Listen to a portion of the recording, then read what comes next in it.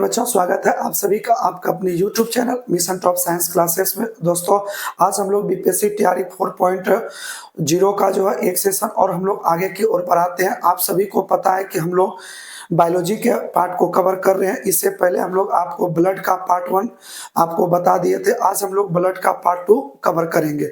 ठीक है, तो आप लोग यदि हमारा पहला वीडियो नहीं देखे हैं तो सबसे पहले आप उन वीडियो को देख लीजिए, ताकि ब्लड से रिलेटेड जो भी पॉइंट आपको इस वीडियो में परेशानी उत्पन्न होगा तो उन सारी चीजों को क्लियर कर लीजिएगा।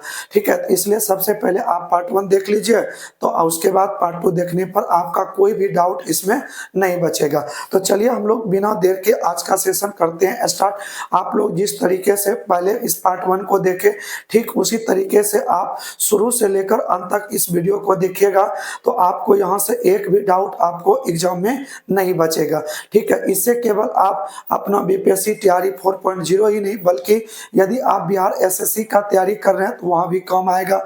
आगामी आपका ग्रुप डी का जो एग्जाम होने वाला है तो वहां भी आपको इससे काम कर जाएगा। या आप किसी अदर स्टेट पीसीएस का भी तैयारी कर रहे हैं तो वहां भी आपको बायोलॉजी से क्वेश्चन मिलेगा। तो चलिए हम लोग इस वीडियो को करते हैं स्टार्ट। देखिए, हम लोग इसमें जो पढ़ेंगे आज बायोलॉजी में, यहां से हम लोग पहले कवर कर चुके थे। ठीक है, एक बार हम इसको पुनः रिवीजन कर देते हैं। जैसे हम आपको बताए थे कि ब्लड में दो पार्ट होते हैं, एक क्या होता है प्लाज्मा और दूसरा क्या होता है कॉर्पस्कुल्स होते हैं। ठीक है, दोनों को हम लोग बारी बारी से देखते हैं। प्लाज्मा क्या होता है, ये द्रव भाग होता है, जबकि कॉर्पस्कुल्स क्या होते हैं, ये इसका ठोस भाग होता है। इसे हम लोग प्लाज्मा ही बोलते हैं, परंतु इसे हम लोग रुधिराणु के नाम से जानते हैं। ठीक है, तो ये इसका ठोस भाग है, जबकि प्लाज्मा इसका क्या है तरल भाग है। प्लाज्मा में दो प्रकार का प्रोटीन देखने को मिलता है, एक होता है फाइब्रिनोजन प्रोटीन और दूसरा क्या होता है प्रोथ्रोम्बिन प्रोटीन होता है। एक फाइब्रिनोजन, दूसरा क्या होता है तो प्रोथ्रोम्बिन नामक दो प्रोटीन इसमें होते हैं। यदि आप इस प्लाज्मा में से किसको बाहर कर दीजिएगा फाइब्रिनोजन का, तो उस ब्लड का जो है रंग क्या हो जाएगा हल्के पीले रंग में बदल जाएगी और उसे हम लोग क्या बोलेंगे सीरम। तो डॉक्टर लोग इसी सीरम का जांच करके बीमारी का क्या करते हैं पता करते हैं।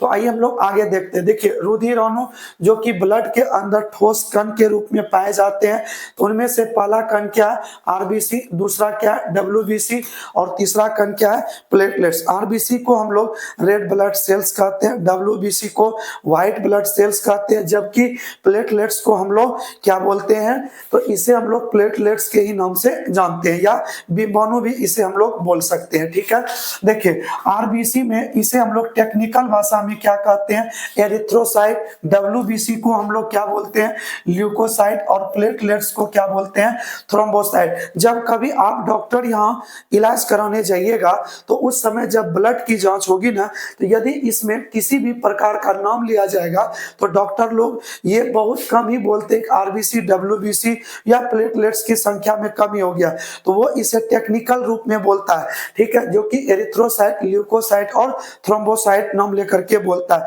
हालांकि वैसे रोगी को समझने के लिए अधिकांश डॉक्टर ये भी बोल देते हैं आरबीसी की संख्या में बढ़ी या कमी हो गई है, या डब्ल्यूबीसी बढ़ाया घटा है, ठीक है, या प्लेटलेट्स में बढ़ोतरी या कमी हुई है, इन सारी चीजों को बता देते हैं। ठीक है, देखिए आरबीसी का जीवन काल जो होता है वो कितने दिनों का होता है 120 दिन का होता है, जबकि डब्ल्यूबीसी का जीवन काल कितना होता है 2 से 4 दिन तक होता है, जबकि प्लेटलेट्स कितने दिनों तक जीवित रह सकता है तो 7 दिनों तक रह सकता है। तो याद रख लीजिए आरबीसी का जीवन काल 120 दिन, डब्ल्यूबीसी का जीवन काल 2 से 4 दिन, जबकि प्लेटलेट्स का जीवन काल कितना होता है तो 1 सप्ताह का होता है। ठीक है, देखिए इसकी संख्या का निश्चित होना एकदम आवश्यक है। देखिए ब्लड में किसी भी प्रकार की मात्रा का बढ़ना या घटना उसका इफेक्ट सीधे हमारे बॉडी पर पड़ता है। यदि किसी के संख्या में प्लेटलेट्स की संख्या कमी हो जाए तो उनका पूरा शरीर जो है ना इस तरीके से भारी हो जाएगा, लगेगा उनके ऊपर कोई ना कोई चीज दबाव रखा हुआ। ठीक है, या आरबीसी की संख्या घट जाए तो इससे भी उनका माइंड जो है सही तरीके से काम नहीं करेगा, चक्कर आने लगेगा। तो इस तरीके से हमेशा डब्ल्यूबीसी, आरबीसी और प्लेटलेट्स की मात्रा एकदम नियत रहनी चाहिए। ठीक है, तो देखिए इसकी संख्या कितनी होनी चाहिए आरबीसी का 50 लाख, डब्ल्यूबीसी की संख्या 10,000। ठीक है, आरबीसी की संख्या कितना है 50 लाख, जबकि डब्ल्यूबीसी कितना रहना चाहिए 10,000, और प्लेटलेट्स कितना रहता है शरीर में तो 2 लाख मौजूद रहता है। ठीक है, देखिए इसके कमी से हम लोग समझते हैं। देखिए अभी हम आपको बताए ना कि इससे कमी से भी इसमें कई सारे रोग उत्पन्न हो जाते हैं। जैसे शरीर में आरबीसी का कमी होने से ये आपका हो जाता है एनीमिया रोग। कौन सा रोग हो जाता है तो एनीमिया रोग हो जाती है। किसके कमी से, आरबीसी की कमी से एनीमिया रोग होता है। जबकि डब्ल्यूबीसी की मात्रा चाहे बढ़ जाए या उसकी मात्रा घट जाए, तो इन दोनों कंडीशन में क्या देखने को मिलता है कि इनके बढ़ने या घटने से ल्यूकेमिया नाम का कैंसर रोग हो जाता है। ठीक है, इसीलिए इसकी मात्रा शरीर में कितना आवश्यक है इस चीज को आप समझ गए। देखिए प्लेटलेट्स, आप लोग डेंगू रोग का नाम सुने होंगे। देखिए जब ये मादा एनोफिलीज मच्छर के काटने से फैलता है, इसके बारे में सभी को पता है। देखिए जब वो मच्छर काटता है तो उसके दौरान क्या होता है कि उनके शरीर में प्लेटलेट्स की मात्रा क्या होने लगती है, गिरने लगती है। ठीक है, और प्लेटलेट्स की मात्रा जब गिरने लगती है तो इससे शरीर की क्या होती है तो कोई भी फंक्शनल शरीर का काम सही ढंग से नहीं कर पाता है। क्योंकि इनका रीजन है कि देखिए अगर शरीर में आरबीसी है तो ये आरबीसी क्या करता है, O2 को शरीर के संपूर्ण भाग में पहुंचाता है। ठीक है, शरीर के संपूर्ण भाग में पहुंचाने का काम किसका है तो ये है आपका आरबीसी का। जबकि हम लोग इसकी बात करें डब्ल्यूबीसी का, तो ये क्या करता है कि रोगों से लड़ने की क्षमता प्रदान करता है, रोगों से लड़ने की क्षमता प्रदान करती है। और जबकि ये प्लेटलेट्स क्या करता है कि शरीर को शक्ति प्रदान करता है। ठीक है, तो देखिए यदि शरीर में शक्ति है, पावर है, तो तभी हम किसी भी काम को कर सकते हैं। यदि हमारे शरीर में डब्ल्यूबीसी है तो वो रोगों से लड़ने की क्षमता प्रदान करेगी, और हमारे बॉडी के हर एक पार्ट में, हर एक सेल को ऑक्सीजन मिलना अत्यंत आवश्यक है। क्योंकि उसके अंदर क्रेब्स नामक चक्र चलता है जिसमें एटीपी के दौरान शरीर में क्या बनती है, ऊर्जा बनती है। इसीलिए ये काम किसका है तो आरबीसी का। ये O2 का परिवहन पूरे शरीर में करता है। आप लोग सुने होंगे कि धावक लोग को क्या होता है, जहां घुटनों में जहां जोर है उन सभी जगहों पर दर्द होने लगता है। इसका वजह क्या है कि उस जगह ब्लड में जो है ना ऑक्सीजन सही से वहां सप्लाई नहीं दे पाता, जिसके कारण वहां लैक्टिक अम्ल का निर्माण हो जाता है और वो भाग क्या होने लगता है तो दर्द करने लगता है। इसीलिए शरीर के संपूर्ण भाग में ऑक्सीजन का पहुंचना अत्यंत क्या है आवश्यक है। देखिए आज हम आपको ये दोबारा रिवीजन कर दे, क्योंकि इससे पहले वीडियो में हम आपको इसके बारे में और डिटेल से आपको बताए हैं। देखिए इसको हम लोग थोड़ा सा आगे की ओर बढ़ाते हैं। देखिए नेक्स्ट हम लोगों का पॉइंट क्या है, आरबीसी को हम लोग समझते हैं। देखिए आरबीसी क्या है, इसका हम लोग आकार का बात करें तो इसका आकार क्या होता है कि ये गोलाकार तो होता है लेकिन ऊपर से ये क्या रहता है, पचका हुआ रहता है। ठीक है, गोलाकार रहता है लेकिन ऊपर से किस ढंग का रहता है, ये इस ढंग का आपको देखने को मिलेगा। ये ठीक है, इस ढंग का आपको प्लेटलेट्स देखने को मिलता है। ये इस तरीके से ये पचका हुआ रहता है। ये बीच में ये गोला है और ये बीच में क्या रहता है तो पचका हुआ आपको क्या दिखेगा, आरबीसी का शेप आपको दिखेगा। देखिए ये आरबीसी का ये ऐसा कण है जो कि संपूर्ण रुधिराणु का, ठीक है, संपूर्ण रुधिराणु का क्या होता है, ये संपूर्ण रुधिराणु का ये 90% अकेले ये रखता है। देखिए टोटल जो है रुधिराणु, इसके बारे में तो आपको पता है कि संपूर्ण रुधिराणु कितना परसेंट है, 40%। उन 40% का 90% अकेला कौन जगह में लेता है तो आरबीसी का कण लेता है। इसीलिए तो आपने पढ़ा कि आरबीसी के कणों की संख्या जो होती है वो ब्लड में कितनी होती है तो 50 लाख की संख्या में होती है, जबकि डब्ल्यूबीसी 10,000 और उधर प्लेटलेट्स कितने होते हैं तो 2 लाख होते हैं। तो देखिए ये सबसे अधिक कण ये है।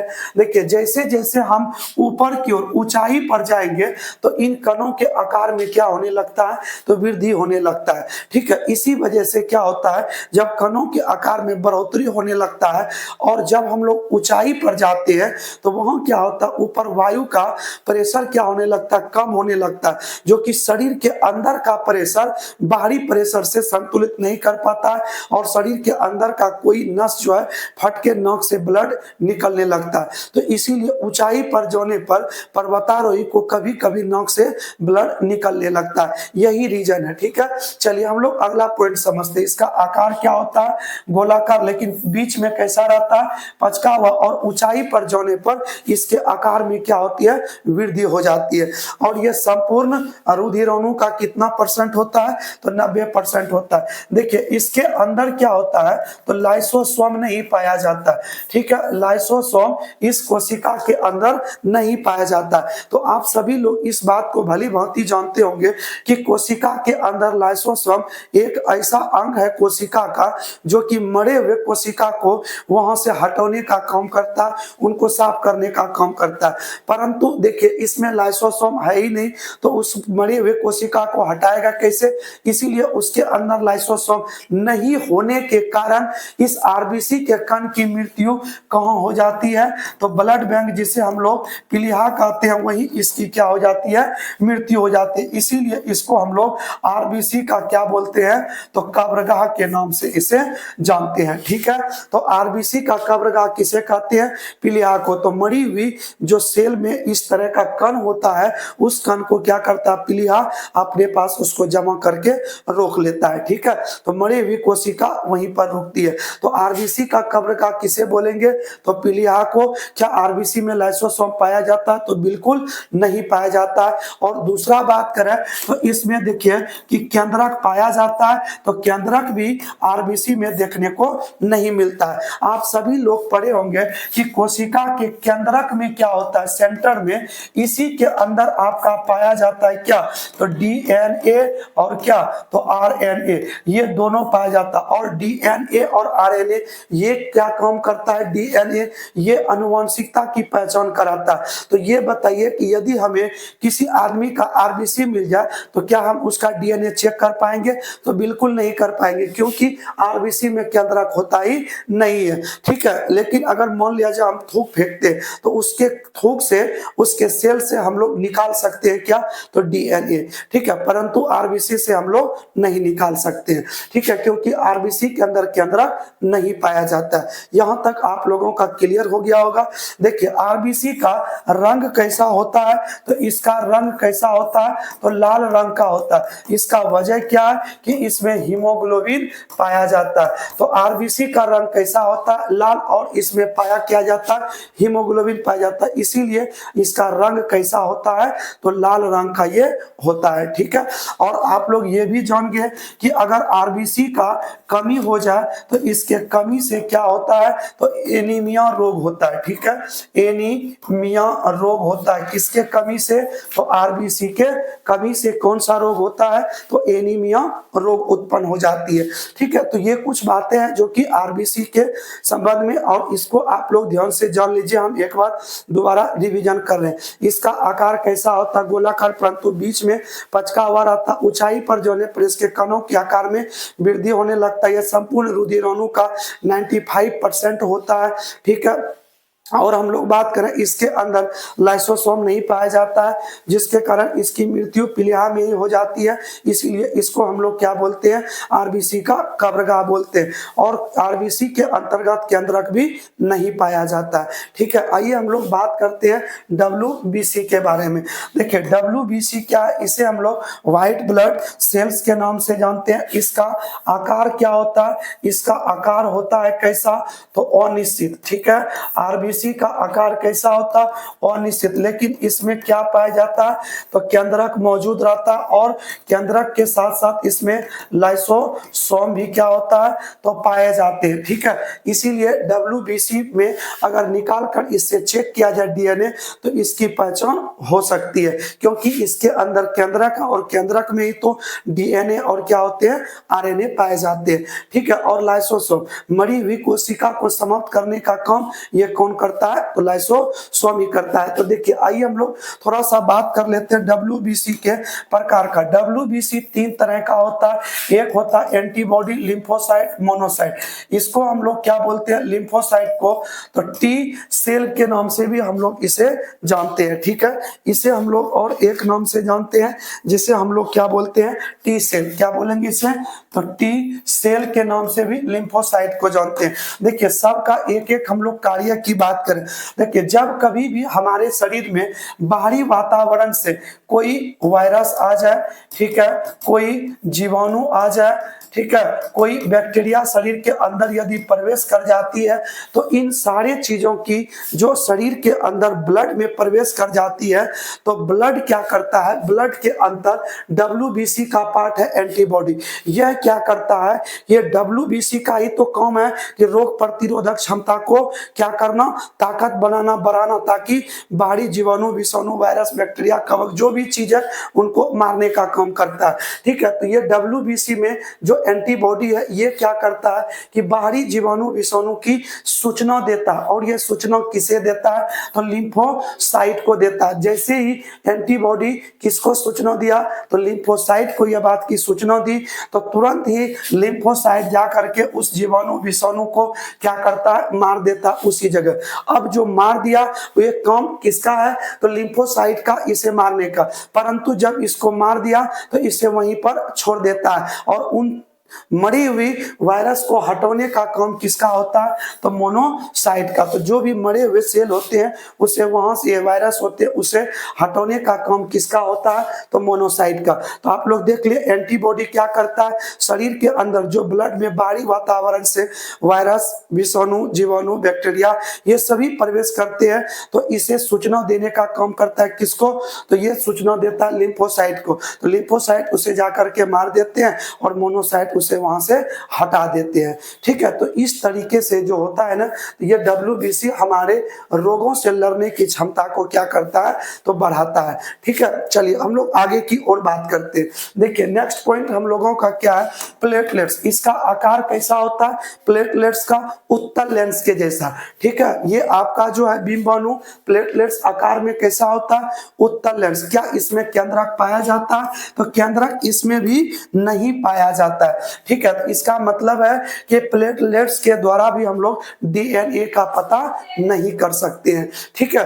तो देखिए इसमें क्या होता है कि आपको अभी तुरंत हम बताए कि डेंगू रोग में क्या होता है, प्लेटलेट्स की संख्या जो होती है ना, ये धड़ल्ले से नीचे गिरने लगता है। इसलिए इसको जल्दी से रिकवर करने के लिए, ठीक है, कुछ फिजिकली उपचार उसको देना अत्यंत आवश्यक होता है। क्योंकि यदि शरीर में प्लेटलेट्स नहीं रहे तो शरीर को ताकत और शक्ति प्रदान करने वाला नहीं मिलेगा। यदि इसकी संख्या पूरी तरीके से गिर जाती है तो ऐसे कंडीशन में उस व्यक्ति की क्या हो जाती है, मृत्यु हो जाती है। इसीलिए प्लेटलेट्स की संख्या को एक बढ़ाने के लिए हम लोग कुछ क्या करते हैं, अपना भौतिक उपचार के रूप में गिलोय, देखिए ये फल का नाम है गिलोय, इस फल को यूज करना चाहिए, ठीक है। और एलोवेरा, इनका भी उपयोग करना चाहिए। बकरी का दूध ये भी सेवन करना चाहिए उस समय, और फल, इन सभी चीजों का उपयोग करने से क्या होता है, प्लेटलेट्स की मात्रा क्या होती है, एक बहुत अधिक संख्या में बढ़ती है, ठीक है। इससे सबसे बेस्ट उपाय है कि आप क्या करना है, आपको अत्यंत आवश्यक है क्या, तो डॉक्टरी सलाह लेना। आप बिना डॉक्टरी सलाह लिए कोई भी काम अपने मन से यदि एक्स्ट्रा इस रोग में कर सकते हैं, तो आपको इन सारी चीजों का सेवन उसे करो के बाद उसके प्लेटलेट्स में कोई कमी नहीं आने देगा, ठीक है। तो ये देखिए ये क्या था, प्लेटलेट्स। हम लोग WBC समझे, RBC समझे, और प्लेटलेट्स के बारे में हम लोग अच्छी तरीके से समझ गए। देखिए एक वैज्ञानिक था जिसका नाम था क्या, विलियम हार्वे, ठीक है। क्या नाम था, विलियम हार्वे। विलियम हार्वे का कहना था, जब उन्होंने इस पूरे बॉडी के बारे में रिसर्च किया तो उन्हें पता चला कि शरीर के अंदर ब्लड तब तक पूरे तरीके तरीके से मूव करते रहता है जब तक यह शरीर क्या रहता है, जिंदा रहता है। आदमी की मृत्यु होने के बाद शरीर में ब्लड का संचरण क्या हो जाता है, बंद हो जाता है। ठीक है, तो इसीलिए डॉक्टर लोग, आप देखते होंगे कि कोई रोगी जिंदा है या नहीं है तो उसका दो चीज चेक करता है, एक नब्ज, जिससे क्या पता चलता है, डॉक्टर लोग हाथ का धड़कन, ये नाड़ी छू करके हृदय की गति का पता करता है। यदि हार्ट चल रहा होगा तो इसका मतलब वो व्यक्ति क्या है, तो जिंदा है। ठीक है, तो इस तरीके से डॉक्टर लोग इसकी पहचान कर लेते हैं। तो विलियम हार्वे ने ही सबसे पहली बार बताया था कि हमारे शरीर में ब्लड का संचरण पूरे शरीर में क्या होता है, होते रहता है, और मरने के बाद क्या होता है, यह संचरण रुक जाती है। ठीक है, इसीलिए रक्त परिसंचरण की खोज किसने किया था, तो विलियम हार्वे ने किया था। ठीक है, तो चलिए अब हम लोग आज यहाँ तक रहने देते हैं। अब हम लोग नेक्स्ट वीडियो में हम लोग सीखेंगे ब्लड ग्रुप के बारे में। ठीक है, और एक व्यक्ति से दूसरे व्यक्ति में ब्लड कैसे चढ़ाया जाता है, क्या ग्रुप मैचिंग रहे तभी चढ़ाना चाहिए, परंतु कभी कभी मैचिंग होने के बाद भी आदमी की मृत्यु हो जाती है, ऐसा क्यों होता है, इन सारी बातों को बताएंगे। चलिए मिलते हैं नेक्स्ट वीडियो में, तब तक के लिए दीजिए इजाजत। धन्यवाद, जय हिंद। यदि आप हमारे चैनल पर नए हो तो चैनल को अवश्य सब्सक्राइब कर लीजिए, क्योंकि हम आपको डेली शाम के 7 बजे और सुबह 7 बजे इस तरह का नए नए वीडियो लेकर के आते रहते हैं। चलिए तो मिलते हैं नेक्स्ट वीडियो में, तब तक के लिए धन्यवाद, जय हिंद।